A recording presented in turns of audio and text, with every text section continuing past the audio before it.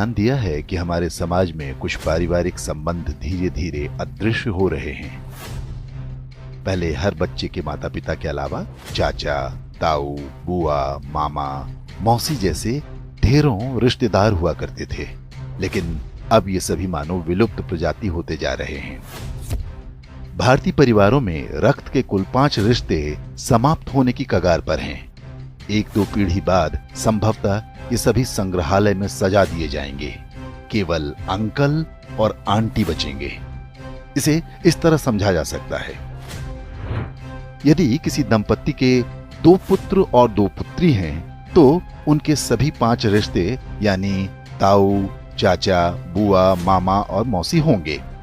यदि 2 पुत्र हैं लेकिन पुत्री एक ही है, तो उनकी जो संतानें होंगी उनकी कोई मौसी नहीं होंगी।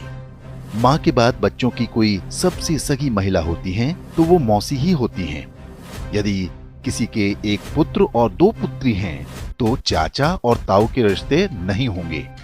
यदि 1 बेटी और 1 बेटा है, तो उनकी संतानों का न तो कोई चाचा होगा, न ताऊ, न मौसी।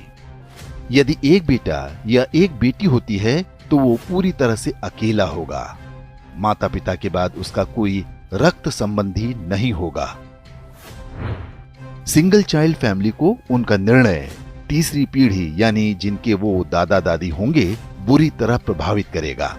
उनका पौत्र या प्रपौत्र इस संसार में अकेला होगा। उसे अपने रक्त के रिश्ते की आवश्यकता होगी, तो इस पूरे ब्रह्मांड में उसका अपना कोई नहीं होगा। इसलिए दंपत्ति को सिंगल चाइल्ड के निर्णय पर गंभीरता से विचार करना चाहिए।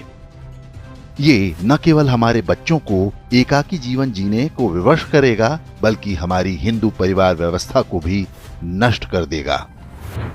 पश्चिमी देशों में सिंगल चाइल्ड पॉलिसी भारत से पहले आरंभ हो गई थी।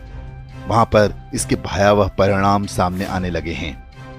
ब्रिटिश विद्वान डेविड सेलबॉर्न ने एक पुस्तक लिखी है जिसका नाम है द लूजिंग बैटल विद इस्लाम। इसमें बताया गया है कि पश्चिमी समाज पर इस्लाम का अधिकार होता जा रहा है और इसका सबसे बड़ा कारण एक शक्तिशाली परिवार व्यवस्था का अभाव है। यूरोपीय देशों में परिवार नाम की संस्था लगभग समाप्त हो चुकी है। लोग विवाह करना पसंद नहीं करते। समलैंगिकता, अवैध संबंध, लिव इन रिलेशन जैसी कुरीतियां सामान्य बात हैं। उन समाजों में ऐसे बच्चों की संख्या बढ़ती जा रही है जिन्हें नहीं पता होता कि उनके पिता कौन हैं। बूढ़े माता पिता को घर में रखने को कोई तैयार नहीं। ओल्ड एज होम में उनका बुढ़ापा बीतता है। यूरोपीय देशों में आज राजनीतिक दल परिवार को बचाने का वादा अपने चुनावी घोषणा पत्र में करने लगे हैं। ऑस्ट्रेलिया में तो फैमिली फर्स्ट नाम से एक राजनीतिक दल भी बन गया है।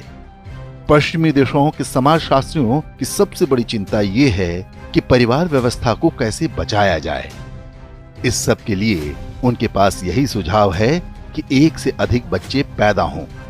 अब यही चुनौती भारतीय समाज के सामने भी खड़ी होने जा रही है। क्या हम समय रहते सतर्क हो पाएंगे या हमारे साथ भी वही होगा जो पश्चिमी देशों के साथ हो रहा है?